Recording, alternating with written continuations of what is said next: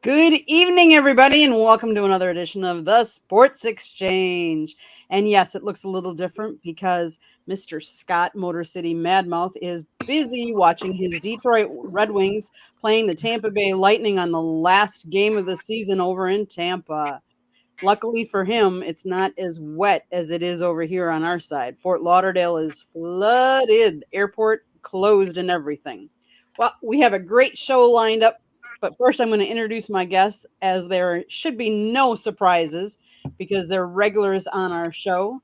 Thank you, Mr. Rick Curdy, aka Mr. Opinion. How are you tonight? I'm doing well. Good, good, good. And then we have Mr. George, Detroit Eichhorn. Well, thank you, Candy. And basking in a 77-degree evening in Detroit in April, I'll take it anytime.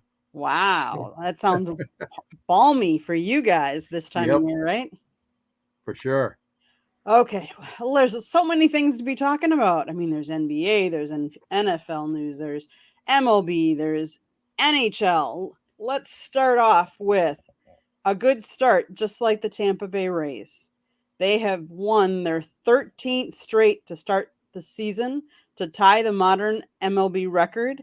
They are tied with the 1987 my Milwaukee Brewers, who won 13 in a row. I remember that because I can actually tell you I was at the 13th win. And unfortunately, I was at the first loss too. That happened to be down in Chicago. And then they are also tied with the 1982 Atlanta Braves. But can they lose in Toronto tomorrow night? What are your thoughts about their start, Rick? Oh, I don't believe it. They faced nothing but a bunch of tomato cans. I mean, all those teams they faced were not in the playoffs. The Nationals are horrible. I'm sorry, George. Your Tigers are an embarrassment. The Red Sox didn't make the playoffs. The A's, I mean, I think AAA Aviators are a better team than the Oakland Pathetics right now.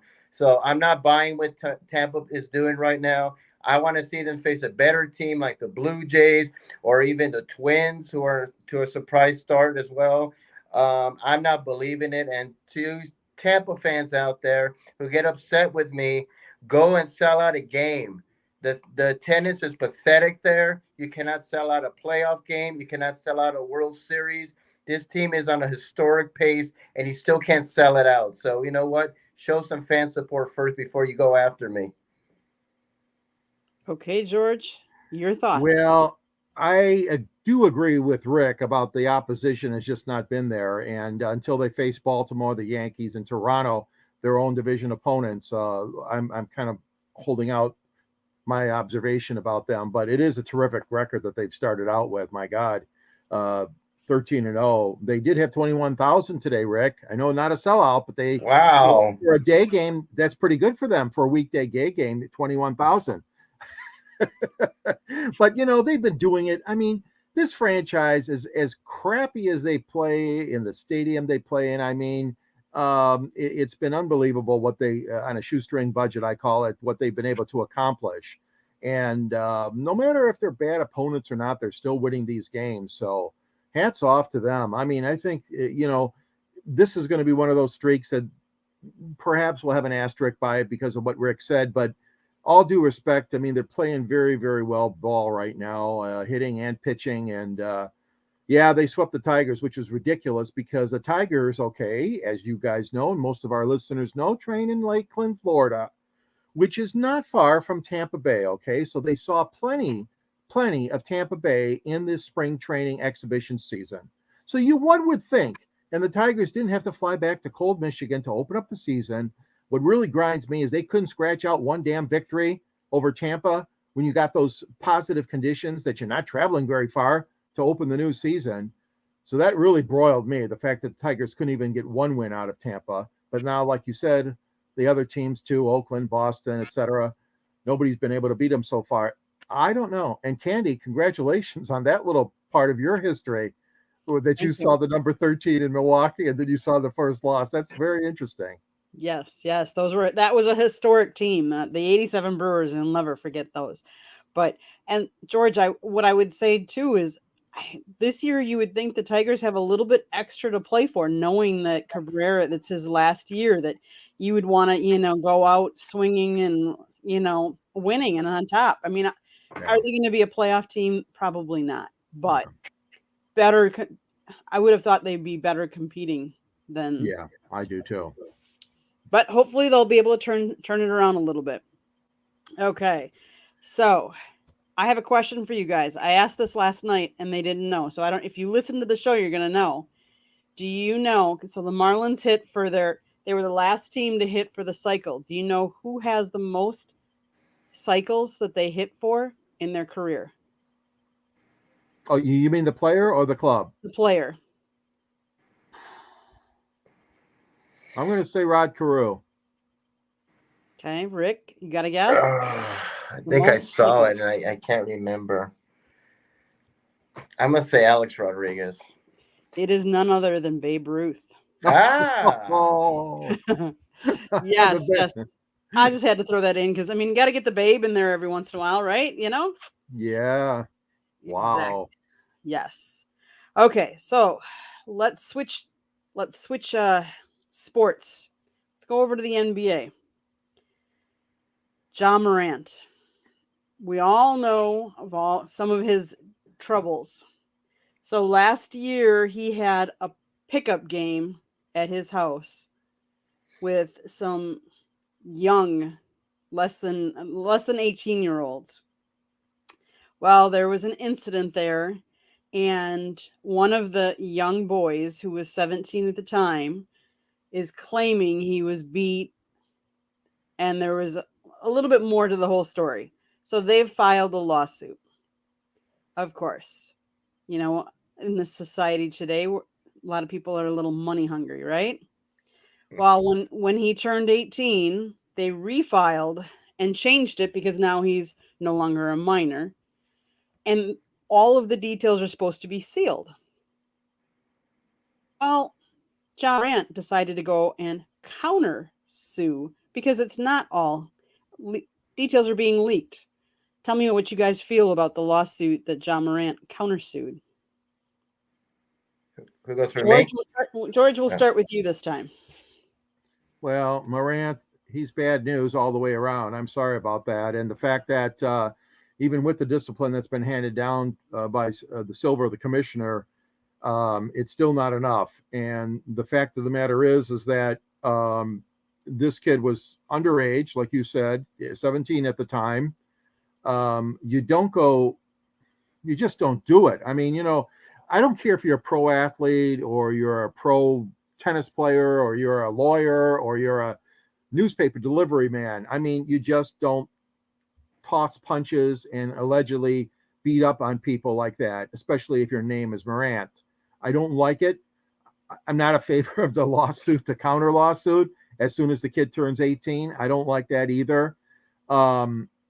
It's just bad for the NBA. It's back to the old, playground antics of certain people, and I'm not singling out any particular race or religion or creed or anything. There are just too many people that have too many fights on playgrounds. But this one really was serious and really damaging to Morant, his family, and the NBA. Okay, Rick. Well, what happened with him with his redemption tour, with him taking full responsibility, and this was my fault. He allegedly pulled a gun on this kid over a stupid game. Who does that?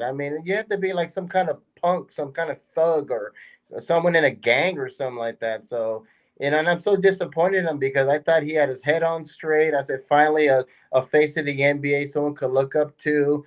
I said, he could be the next Allen Iverson. He's that dynamic. And then he's doing this stupid stuff. And then with that incident at the strip club, he actually claimed that wasn't his gun that he was brandishing inside of a nightclub, which what difference does it make? So he doesn't get it. His dad, who wants to be his buddy, his agent, who's, soaking up all his son's fame and money probably, he just needs to grow up. If he continues doing this, he's going to be out of the league. And we're going to see him on, the rise and fall of John Morant. You know, what happened to him? You know, that's going to be like on a YouTube special if he continues doing this, or he might end up going to jail because I have a feeling he's going to do something even worse. So I don't. I thought he was going to go on this redemption tour, but he's not, and it's just it's pathetic. I agree. I think, you know, as young kids, they look up to people that are in the NBA, NFL, and MLB. They look up to them. They think they're stars because obviously they made it. You know that Right. many of us never made it that big. I mean, all I can do is say I'm talking about it. That's I didn't make it big, so we look up to these people. Not that we necessarily should hold them to a different standard, but I think we should because they know that they're role models. Whether they want to be or not, I'm sorry, you chose that profession. You know, going in that profession, that kids are going to look up to you and they're going to replicate what you do. So to Exactly. me, you are a terrible role model, John Morant. I don't care. You do not do what you did. You don't hit other people. You don't, point guns at them. You don't take guns into. Yeah, we won't even go into that. Yeah. I mean, Yeah. as I've sat here and thought about it and looked and watched, um, most of you might know or might not know that I do work for a bank. Well, we can't hide the fact that what happened earlier this week, employee of a bank went into a bank and started shooting in Louisville, Kentucky. Terrible. Terrible. Yep. I've seen the Tragedy. video. They've released the police cam. So and you see that all of a sudden you see an officer, and all you see is the feet on the pavement because he was shot in the head.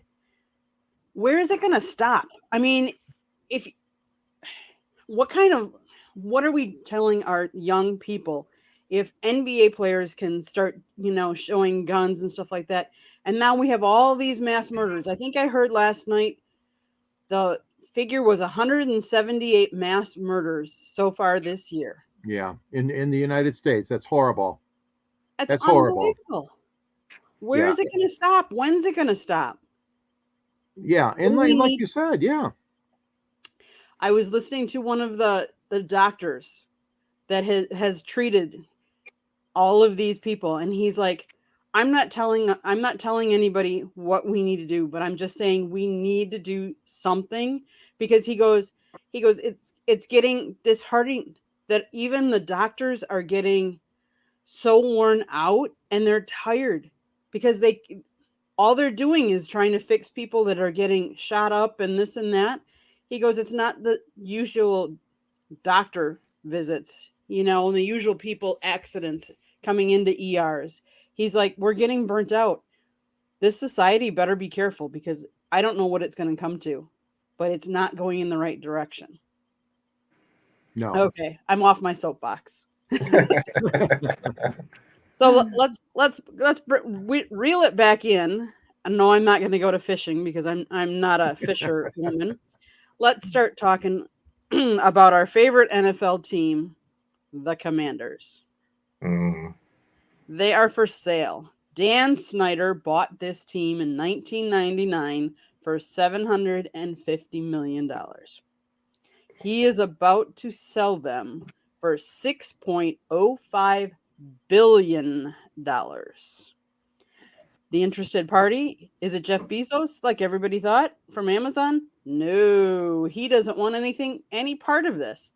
He doesn't want to touch this with a 10-foot pole. He doesn't want to give Dan Snyder money. It's Josh Harris, who already owns the New Jersey Devils and the Philadelphia 76ers.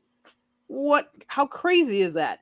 His group is buying it, or at least, I mean, it hasn't been finalized yet. It includes Magic Johnson and billionaire Mitchell Reyes. Tell me what you guys think. Rick, you're up first. I'm finally happy to see Dan Snyder gone. He's a horrible owner. He's a crook.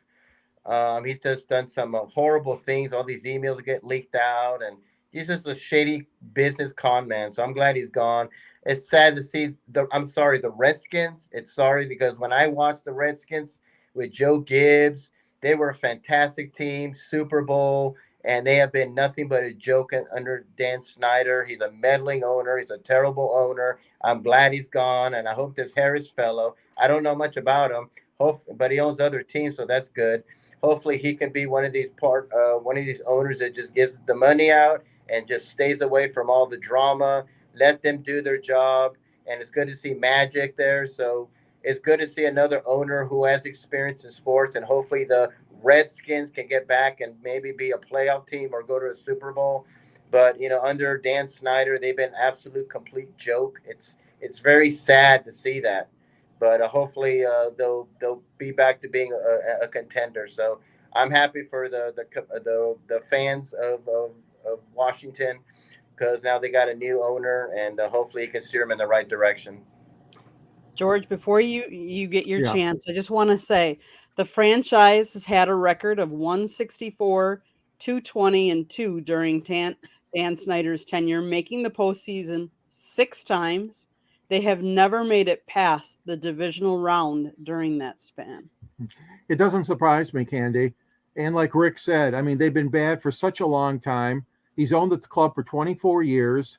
And some of the allegations from he and his front office mates, you talk about role models letting people down. These are professionals in the front office that really let people down. And a lot of ladies, females were hurt by a lot of these so-called incidents that happened. I really think that Snyder should have been gone a long time ago. But of course, he didn't want to sell. He wanted to hold on. He drove the market value price up even further. We all know that the NFL is king. So obviously, you're going to get the most for a franchise in the NFL. But yeah, he has been a lousy owner. I agree, Rick. This man does not deserve to be owning a team in the NFL. I'm happy for Magic Johnson to be part of that team with Josh. That it looks like they're going to be the successful bidders if it gets through all the legalities of the NFL, and the owners have to approve, of course. But Magic's a good man. He's part owner of the LA Dodgers, and of course, we have a great place for him in our heart here in Michigan, with the greats of the Michigan State lore over the years. But it's Dan Snyder's got to go. It's about time, and in fact, the stadium, I mean, they've already said that stadium, they got to get a new stadium. That's going to be another huge expense, for the owner, the new owner, because the stadium just is not, it's not the right kind of stadium for the, 21st century. They need to get a new one pretty soon out there in Washington. And a new location Yeah, I know. in And Maryland, really? I heard that they yeah, might move it to Alexandria, Virginia yeah, somewhere. see, that's what I'm not in favor of. Washington is pretty landlocked, though. I mean, they built the baseball stadium there, but they probably don't have a lot. That's a small city, Washington D.C., but I don't like it to go very far outside Washington. But if it has to go to Maryland or Virginia, I guess it has to. But that's a whole nother story. But I know it's good riddance. I agree. Good riddance to Dan Snyder. He's been nothing but a troublemaker, and they don't succeed underneath him. So, I mean, as any fan of Washington, I would think they would be happy and welcome a change. For sure. Okay, so Absolutely. you are listening to Sports Exchange. We are live on Facebook, LinkedIn, YouTube, Twitter. You can see us. If you see that red subscribe button in that lower right hand corner, please hit it. Like us, share us, talk us up, share us with your friends. We're striving for 1,000 subscribers. Please comment, like, share it. You can also go to our website, www.southfloridatribune.com. If you want to be a guest on one of these shows, send us some topic ideas to southfloridatribune@gmail.com. If you want to advertise, call Scott 954-304-4941. Well, guys, so today's the last day of the NHL season. So who do we think are going to be the final two to play for the Stanley Cup? Predictions? George. Oh yeah, from George in Hockey Town, which sadly we can't use that very much anymore. 7 straight years, Candy and Rick. Now the Red Wing fans are deprived of the octopus postseason, as we like to have fun with those little creatures here in Detroit. And it's a shame. You have to go back to the 1970s under Darkness with Harkness and Doug Barclay and Alex Delvecchio and Johnny Wilson and Larry Wilson when they coached the Red Wings. You got to go all the way back to the 70s to find a streak as worse as this one for the Red Wings. And I should have saved that for my parting shot, but I'll get it out of the way now, because my feeling is that, and this has happened to the Red Wings before, the Boston Bruins, I'm sorry, you're going to be jinxed. You had this flying high season, setting records, best record, the President's Trophy. Let me tell you, not only in Detroit, but a lot of cities, that President's Trophy has been nothing but a jinx. So I cannot go with Boston. My heart would tell me Toronto in the East. But again, they're another full job. How many years has Toronto gotten in? And Brendan Shanahan, of course, ex-Red Wing, is their president. And I'm thinking that, well, yeah, maybe this is the year. Well, the Canadian fans, the Maple Leaf fans, rather, I should say, have been thinking that for year after year after year, and it hasn't happened.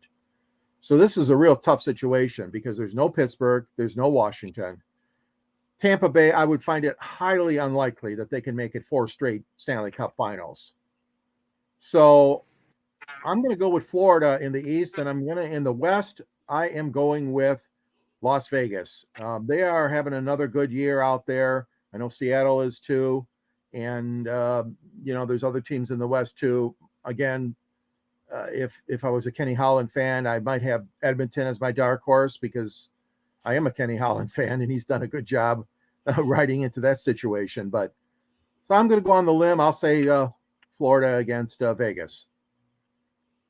Okay. Rick, your thoughts? Well, I haven't seen a hockey game in a while. Scotty Bowman still coaching? Is Steve Yzerman still playing? It's been a while for me. So I'm going to do the best I can. I do like Las Vegas. I'm glad to see a team there. I love for them to win it. I lived there for 5 years. We had nothing but minor league sports. I move out, and now all these pro teams wants to go out because of fantasy sports. It's great because they deserve a team. I would love to see Las Vegas win the Stanley Cup. I'm going to pick them. And they can join the Aces as them winning the championship there. So I like Las Vegas, and I agree with the President's Cup. Every time you win that trophy, nobody ever wins the Stanley Cup. It's like baseball. Remember when the Mariners had all those with 116 wins? They didn't even make the World Series. We've seen this over and over and over. It's like Tampa Bay. Everybody wants to write Tampa Bay how great they are. It's 100 and some games left, so it's just so early. But anytime someone has the best record, they don't win. I remember the Red Wings at one time had the President's Cup. They looked unstoppable. They didn't even make the finals. I think New Jersey won that year, if I'm not mistaken, with Martin Brodeur. But I could be mistaken. I don't know. Or Avalanche. I'm not sure. But I do like Las Vegas winning the whole thing. Rick, you're not going with your Carolina Hurricanes? Yeah. Yeah, I know. I didn't want to be a homer. I like the Hurricanes. They're great. The only championship they brought in the state of North Carolina in 2006. That's the only pro championship we have now. But I'm going to go with Las Vegas. I agree. I think Vegas has a really good chance. I'm surprised, George, you said Florida. Florida got in by this, they're by the skin of their teeth. Yeah, I know. And last year they won the President's Cup, and look at how they just changed this year. They haven't been as good. I'm gonna say the Bruins, even though I know you guys all say President's Cup. I have a feeling. I mean, they've just dominated a lot, like not by a little. They didn't win by a little. They won, quite convincingly. So I'm going to say Boston, and I'm going to say Vegas will be the Stanley Cup. So let's switch leagues. Let's switch over to the NBA, who have already started their playoffs. Who do you think will be the final 2 playing in the finals? Rick, let's start with you. Well, I love Milwaukee. I know you like that answer. I love Giannis. I love what the Bucks are doing. They've been really, really well. I like them I like them winning the whole thing. I hope they do. Giannis is a good guy. They're playing great. And he's an MVP candidate. You know, the Lakers. They're in now. LeBron takes them really far. I don't. Ever since they got rid of Russell Westbrook, they've been playing a little bit better. They might sneak into there, but I like Milwaukee winning the whole thing. To be quite honest with you. Okay, George. Well, yeah, Milwaukee and Boston, I think, should meet in the conference finals. They're both having good years. I really, really think that the Celtics, have a little bit maybe going for them. But I know Milwaukee, it's going to be a tough, tough series. Each one of them is going to be stretched to the max, I think. But I'm going to say Boston. Sorry, Candy. Um, and out west, I don't know. It's a crapshoot. I mean, you got Denver, you got Memphis, Phoenix. I mean, you got Golden State. Yeah, I mean, it's a real tough. The West is always so very difficult. But I don't see a team like Denver or Memphis making the finals for some strange reason. I don't. So I'm going to have to go with my dark horse, which is Phoenix. I've always liked Phoenix. I always thought they were a good team and wonderful city, obviously sports fans and weather-wise. But I'm gonna say Boston and Phoenix, which I believe was a matchup way back in the day. I think they played each other in the finals. Danny Ainge, maybe that era. That could be. I should know the answer because I've been a guest on Basketball Bros, but I'm pretty sure there was a Boston Phoenix final way back in the day. I'll say that's going to happen again. Okay.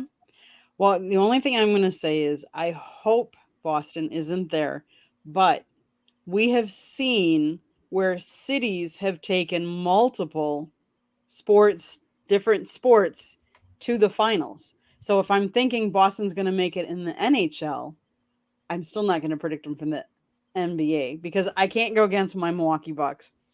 Um, but I wouldn't be shocked. Let's just put it that way. I do think Milwaukee and Boston, one of those two, they're just both very tough teams. They play each other very tough. Um, I my thought process would be is as long as they're both healthy, whichever I think if Milwaukee's healthy, I think Milwaukee can take it. But if Milwaukee gets although they had a pretty deep team this year. They've really had a lot of guys contributing. So I think Milwaukee will take it. But I agree with you. I don't see Denver. I don't see the Grizzlies. It could be the Warriors. I mean, because they seem to rise up and come to fruition at the right time. I think Yeah, is what I would say. yeah. You And they're know, they more of a might. and because they're not the favorite, they're like more of a dark horse this year. And Yep. like you said, rise up or sneak in, catch. Mhm. It's possible. You just never know. So I'm gonna say Milwaukee, Golden State. Okay, well let's see. Let's talk a little bit more. Let's talk about let's talk something that we haven't talked around here in a long time. So you know that the women's college basketball, Iowa played for the championship.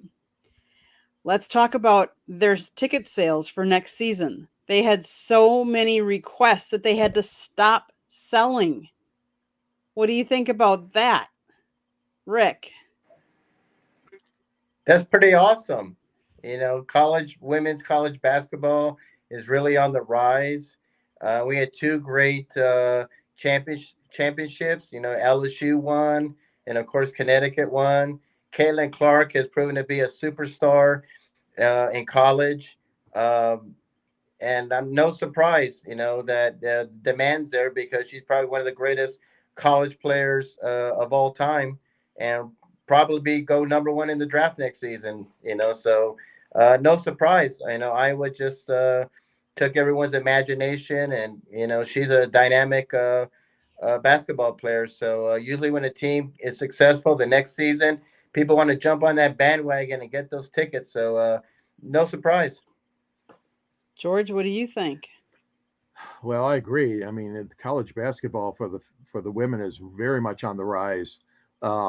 We still have smaller crowds at the games here in Detroit and at Ann Arbor for U of M, the women, but they've had a really good program going for a number of years.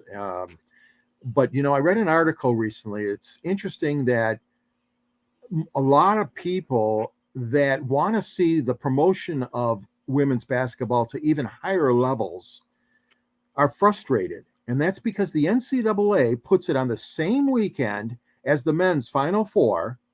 So they were saying, and it's very interesting because all the executives from all the big tennis shoe companies and uniform companies and sponsors, they're going to go to the men's Final Four.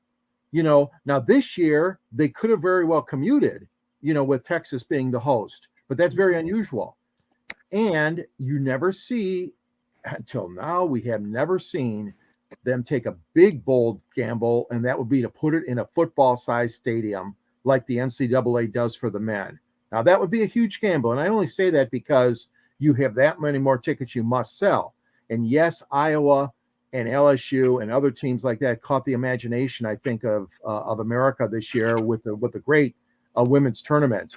But those are a couple of things to get them to that next, even higher level.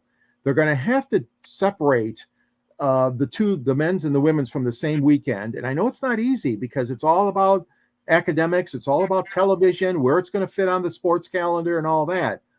And the fact is they're still playing in the indoor arenas as opposed to the men with the big dome stadiums. I'm not here to propose that they're ready to go for it in a big dome stadium. Well, all I'm saying is those discrepancies still do remain. But I agree with Rick. It's really caught the imagination. The Iowa team, LSU, I mean, it was a really great final too. And I think women's basketball is on the rise. Yes, definitely. And I think part of it is the characters that they have. The Caitlin Clarks and them. I mean, she isn't obviously a great athlete, great basketball player, but I think she personifies and talks and has a good personality to help promote the game. You know. Yeah. Yeah. So let's stay with college. FAU signed Dusty May to a 10-year extension. Now, Dusty May, when he first took the job, didn't even know if he was going to take the job. FAU has a small stadium, and they don't have very good practice facilities. But he signed a 10-year extension. What do you think about that, George? That's a lot of years to give any coach. I mean, obviously, from a standpoint of what he accomplished, is amazing. So if anybody's going to be deserving of it, it would be a program like that. But that's a lot of years, and I don't think he's going to stay that long. I mean, I would be really surprised if they're able to keep him that many years. That'd be a shocker. And like you said, the facilities, Candy. I mean, they need bigger facilities. Scott has talked about this a lot. When he had the coach on, he talked to a couple Saturdays ago, former coach, and that's going to take a long time because you just don't build a new field house overnight. For your basketball team, it takes money, it takes donors, and it takes a lot of work. I'm happy for him. I mean, obviously he deserves it, like I said, but I don't see him staying there that long. I'd give him maybe a couple of years. Okay, Rick? Yeah, I agree. I see it 2, 3 years. He's not going to stay there. Some big SEC team will scoop him up somewhere with all their donors. He'll make millions and millions of dollars. Better facilities, better practice facility, better rivalries. They'll give him everything he wants. Where FAU is it's a small college. They were the Cinderella story. No one expected them to go that far. They've never been to a Final Four in their whole history, and it's a great story. I'm sure he got a massive raise, which he deserves. But if he stays 5 years, I'll be completely shocked. But he'll eventually move on to somewhere in the SEC or some bigger name college. I still think maybe Miami. Because maybe their coach will want to retire. He's in his 70s, and Dusty May's like 40 some years old. He might say, "Hey, Dusty, why don't you come to the other part of Florida? Come to Miami. We'll give you everything you want." Blah blah blah. They're a great team. I wouldn't be surprised if he goes there. I agree. I mean, let's face it, Dusty May won. He was named CBS Sports National Coach of the Year, as well as NABC All District 17 Coach of the Year and Conference USA Coach of the Year this season. Wow. He's been there. He's an all-time leader in coaching wins with the Owls with a record of 101 and 60, despite having only been with the FAU sidelines for 5 seasons. So, Yeah. yeah, 5 years and give him a 10-year contract. That I agree with Oh, you, George. I don't know that he'll last 10 years. I'm sure somebody else will, some bigger program will come in and sweep him off his feet. Although, let's face it, you live in Florida, you pay no state income tax, so that's a big. We all have to think of all the big picture because he can really put his stamp on this program, and with the success he had this last year, I'm guessing there's going to be some more donors that might come up and own up and maybe build him a new stadium, and if they did that, he'd have his name on a stadium. And wouldn't that, what kind of, recognition, how cool would that be? oh gosh, yeah. You can't get much better than that. You know, Dusty May, yeah. Dusty Mink. I was so thrilled. I mean, obviously we were so sad to see how they lost last second, 1 point, but what an accomplishment because considering they were not considered to do anything this year. And then look at them. That was great. In fact, college basketball, I think it really put some more excitement both the women's side and the men's side. We don't know. Yes, March Madness is popular, but I think because of all the drama in the NBA, I think college basketball has really risen, and is more exciting and everything to watch. I agree with you, Candy. There are people that I've met over the years that say they will not watch the pros. They prefer college, and like you said, it draws them to more competition, lower scores. They play a little bit better defense, right, Rick, in the college than the NBA. Yep. And the games are more exciting. The Yep. buzzer beaters and all. I mean, look at that FAU my game San against San Diego Diego State. State buzzer Yeah. beater. I mean, that was a classic. Yeah, Oh yeah. and you're right. I mean, college game, like you said, Candy. I mean, a lot of people just really love it and they go for it. And the huge television contracts. I mean, look at the conference television contracts are unbelievable. But yeah, and then of course, let's not kid ourselves. I mean, the fact that you're going to select and have your own bracket and perhaps win some money. Everybody's jumped on that bandwagon many years ago. Okay, so since we're talking basketball, let's go back to the NBA. We're going to jump a little bit. What do we all feel about DeMar DeRozan's daughter screaming during the game, causing Toronto to only hit 50% of their free throw shots? Rick, your opinions. Um, I'm sure she's a very nice little girl. I know she's excited, but they probably should have her dad or whatever should have said, we'll come out, we'll go back to my dressing room. The other team only made 50% of free throws. I saw it on Inside Edition. It was an Inside Edition, and she was screaming. And I know she's excited. She's a young little girl. She doesn't really know. But I think somebody should have just said, you know what? She needs to go probably to the locker room. Let her watch the game back there because it's messing up people with the free throws. So that's something they should have done. They didn't do it, I guess, because she's in the Rose's daughter. They didn't want to cause problems. But I think next time in the future, they're probably going to say, hey, go watch it in the locker room or something. George? Yeah, that's kind of a strange situation. I mean, I can see the fans holding up signs and all that, trying to distract the free throw shooters. That's been going on for years and years and years. Back in the day in Detroit, we had a fellow named Leon the Barber. And Leon the Barber, a distinguished African-American gentleman, would come to every Piston game. But he would not sit behind the Piston bench. He would sit behind the visitors' bench. And I'll never forget the crap that he would yell out at the opposing players. So this stuff's been going on for a long time. But what she did, I think, just went over the top. it was just a bit too much for me. I don't feel it was necessary to do it at that frequently that she did, and especially being a young girl. I just, the old thing is, okay, I paid for my tickets to get in here. Well, let's face it. I mean, she got in because of her connections, and she didn't fork out the money for her tickets. It's a little bit different than an average fan yelling at some player, but the continual throughout the game, no, if I sat near her, I'd tell her to shut up, sit down. Sorry. No, I get it. I get it.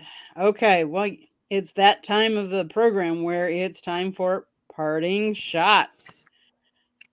Rick, let's start with you. Well, I'm excited for the Commanders, aka Washington Redskins, to finally get a new owner because Daniel Snyder's been a horrible owner, and he should have been gone a long, long time ago. But we had an owner with the Panthers who was ran out of town, and because of some alleged allegations against him. Daniel Snyder, there's emails of racism, sexual harassment, all these horrible things that he's been doing, and defrauding people of. And finally, he's allowed to leave.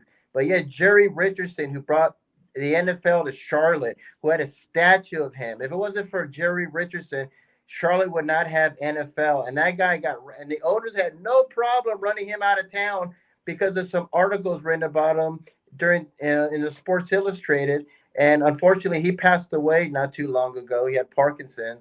But I mean, he was if it wasn't for him, we wouldn't have the Panthers. No NFL would ever come to Charlotte. We wouldn't be thought of without Jerry Richardson. So it's a shame that someone like Jerry Richardson was ran out of town after some articles written about him that happened so long ago. And yet Daniel Snyder was there to stay for that many years with all the racism, sexual allegations, and all these calm things that he's been doing. So that just shows me how hypocritical the NFL is and how hypocritical that the owners are, that they want their own people as owners and other people. If you're not like Jeff Bezos, I heard that they blocked him from ever bidding on the Commanders. So they didn't want him either. So it's just a shame that how hypocritical the NFL has become. And that's why I prefer college football over anything. George, your parting shot. Well, Rick alluded to it earlier.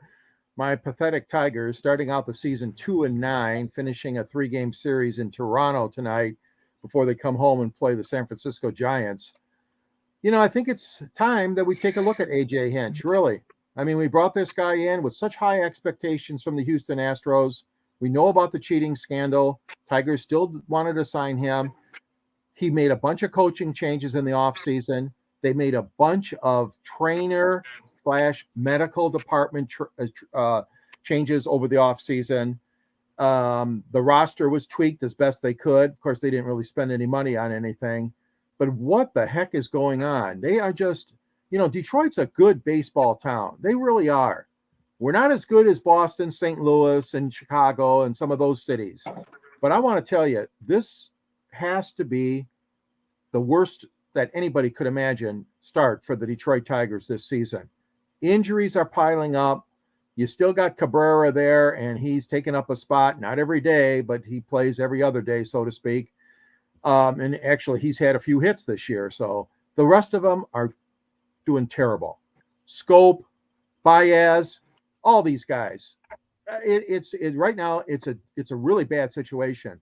And to start the year 2-9, they could fall to 2-10. They, if they lose to Toronto tonight. But it's about time that AJ steps up and bears some of the responsibility he deserves for this team.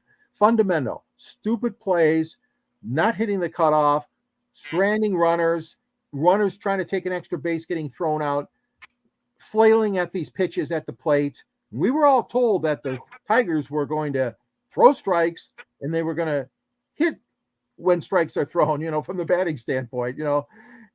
Right now things are just, the wheels are coming off, and this crap's got to stop as far as the Tigers are concerned. Okay, my parting shot. It's going to be the same. If you listened to the Sports Exchange last night, it's going to be the same thing. I'm going to talk about Giannis Antetokounmpo. He came forward this week to talk about his depression, his getting help, his going to a counselor, his after he got this big contract, he almost retired because he didn't think he was deserving. He wasn't mentally in the right frame of mind. Thank you for being a role model, for saying that, for telling people that it's okay to not be okay. And that if you need help, that there are people out there that you can turn to, the right people, and get help. As opposed to, oh, let's go into a nightclub with a gun and see what kind of, I can impose my powers to be. But thank you for being a role model, because that's what this world needs, is role models that are willing to step up and say, you know what? I wasn't okay. I got help and I'm better now. And look at how he's flourished. He's a family man. There's just nothing that I just love. I'll be honest. I love him as a role model. And I wish there were more of him in all of professional sports, not just the NBA. Well, with that, let's go around and let's say how people can get a hold of you. George, how can people get a hold of you? You can get a hold of me at gicorn@yahoo.com or on Twitter at sandgsports99. You can also like me on LinkedIn. I'm on that. And also on my sports column, my sports page with Motor City Tribune. Candy and Scott put my stories up there, and we're promoting this little book called Detroit Sports Broadcasters on the Air. Got some great photos of Ernie Harwell and George Kell and Al Kaline. People forget he was a Tiger broadcaster. And then, of course, the Red Wings, Mickey Redmond and Bruce Martin, Bud Lynch, Ken Cal. The list goes on and on. We've had some great sportscasters. And I want to, and I was thinking about this for my parting shot, but I do want to mention one guy who's retiring tonight in Detroit. And what a great guy. He started out as a sportscaster. His name is Dave Llewellyn, and he switched over to news many, many years ago, over 20 years ago on Channel 7 ABC. So congrats to you, Dave Llewellyn. You're retiring. Your last newscast is tonight. But anyways, my book is available. There's a link at my column on the Motor City Tribune. And Scott's in the book, of course, with Jimmy Connors and Muhammad Ali. And I appreciate that chance to promote the book as well. So great job. Nice show tonight. Rick, how can people get a hold of you? You can find me on my website, www.charlottebats.com. Please go on there. You can sign a petition to bring Major League Baseball to Charlotte, North Carolina. I'm also on Facebook at Charlotte MLB. I'm also on there at Charlotte Bats Baseball. I'm on Instagram at Charlotte Bats, Twitter at Charlotte Bats Baseball, and I'm also on LinkedIn under Rick Curdy. And my email address is cltbatsbaseball@gmail.com. Well, this has been a pleasure hosting you guys tonight, filling in for Scott. Hopefully, he's got big shoes to fill, but I tried the best I could. You can find us at www.southfloridatribune.com. Please subscribe on our YouTube, which is South Florida Tribune. It's that red subscribe button in that lower right-hand corner. Just hit it, like us, share us, tell all your friends about us. If you like to listen to the audio version of our show, it can be heard on iHeartRadio, Apple, Google, Spotify, or wherever you get your podcast. If you want to be a guest on one of these shows, or you have topic ideas that you'd like us to cover, send it to us, southfloridatribune@gmail.com. If you want to advertise or sponsor a show, call Scott at 954-304-4941. On behalf of Rick Curdy, aka Mr. Opinion, and George Detroit Eichhorn, my name is Candy from the South Florida Tribune. And until the next time, enjoy watching all your sports. Thanks, everybody.